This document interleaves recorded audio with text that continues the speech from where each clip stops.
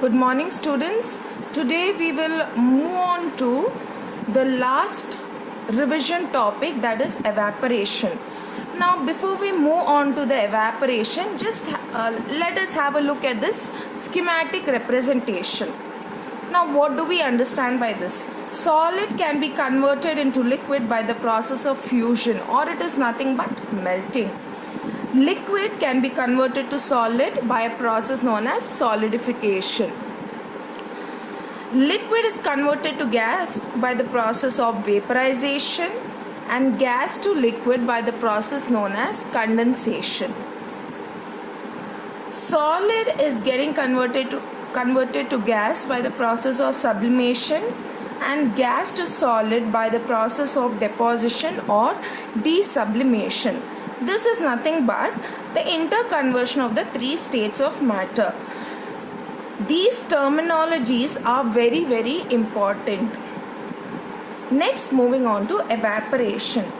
Here, the process of conversion of a liquid into its vapor state. The liquid is getting converted to its vapor state at any temperature. It can be any temperature below its boiling point. That is evaporation. So you need to remember the major difference between evaporation and boiling. Okay, you know, water is getting converted from liquid to gas at a particular temperature, that is 100 degrees Celsius. Here liquid is getting converted to its vapor state at any given temperature, and that is below the boiling point. That means it is below 100 degrees Celsius.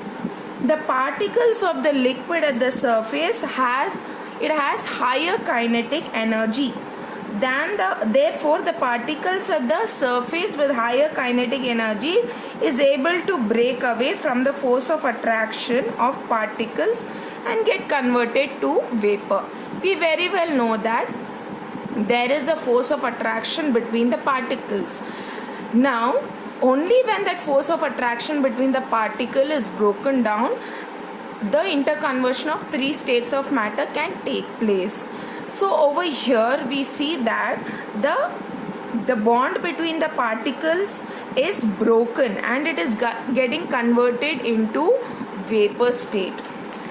Now let's try to understand what are the factors affecting evaporation. First one is surface area. We very well know that more the surface area, more is the rate of evaporation.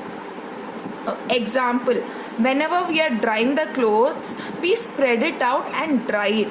We don't, crumble it and then dry it. Next, temperature. More the temperature, more is the rate of evaporation. Now the particles get energy, kinetic energy with the increase in temperature, and therefore it can easily get converted into vapor state.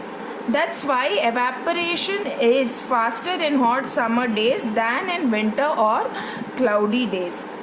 Humidity. Humidity is nothing but the amount of water vapor present in the air.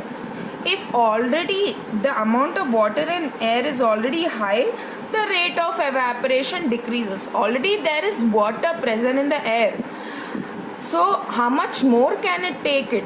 So that's why we see that on a cloudy day. On a cloudy day, or whenever there is humidity